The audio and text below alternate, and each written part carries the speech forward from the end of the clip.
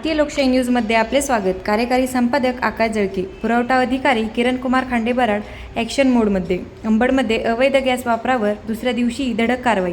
अंबड शहरात व्यावसायिक ठिकाणी घरगुती गॅस सिलेंडरचा अवैध वापर करणाऱ्यांविरोधात पुरवठा विभागाने सलग दुसऱ्या दिवशी धडाकेबाज कारवाई करत 4 सिलेंडर जप्त केले। तसेच शहरातील 3 पेट्रोल पंपाचीही कसून तपासणी करण्यात आली। जिल्हा पुरवठा अधिकारी सविता चौधर व तहसीलदार विजय चव्हाण यांच्या मार्गदर्शनाखालील तालुका पुरवठा अधिकारी किरण कुमार खांडे बराड यांच्या पथकाने शहरातील हॉटेल, रेस्टॉरंट व विविध व्यावसायिक ठिकाणी अचानक धाड टाकत नियमांचे उल्लंघन करणाऱ्यांवर कारवाई केली।